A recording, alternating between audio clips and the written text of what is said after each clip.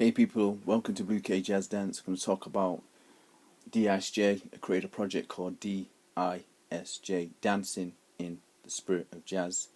And I identified to people, basically it was for overseas students and homegrown students. It was created in 91 after the riots. And it was created for different people who had a negative image of West Indian youth and our parents, and I identified, that we have a common denominator to share with each other. We all have been influenced by jazz in this room, and if you know the history of jazz, it's a history where people portrayed blacks in a discriminatory role, marginalized us as a people, and what happened was our culture was identified as not being an art form. Jazz was identified as not being an art form till 1959. It was identified as being a fad, insignificant. Jazz is across the world. A smaller group of people brought a humanitarian music, brought spiritual music, a social music, intellectual music, a cultural music, a creative music, and dance and cultures to other cultures, smaller group, to enable people to better understand them. That's what they did, and they used it as a way to self-express themselves and to say to the world that we are somebody, we are individuals who are people with dignity, we're people with elegance, we're people with pride.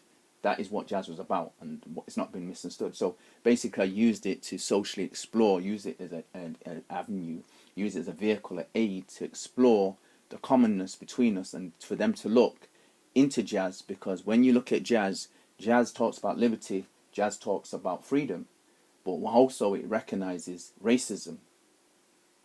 So this basically, jazz created a platform that we can talk about racism, because you can research it in your own communities. Look at black and white minstrel show, look at the Jim Crow, go into your countries and look at jazz and how jazz was viewed, and let's have a conversation on that. Why was it viewed that way? Who made that happen? So what happened? Slavery created that, and colonializing created that. People wanting to take people's freedom away, using their freedom to make wealth off the back of them, then portray them people as negative so other people would hate them.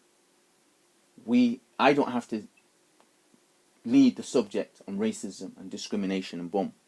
You can lead it, knowing that it exists, because the first factor, what was happening for me as an individual, the riots of 81 in the UK came about because of racism, and that racism went way, way back to 58, the riots of 58, it went way, way back to the fact there was no discrimination laws protecting our parents when we first came here, when they came, Windrush, 48, 50, 60's parents. There was no protection for them, because from 50, 65 they made the Discrimination Act. In 1975 we had National Front. Openly people could not go around.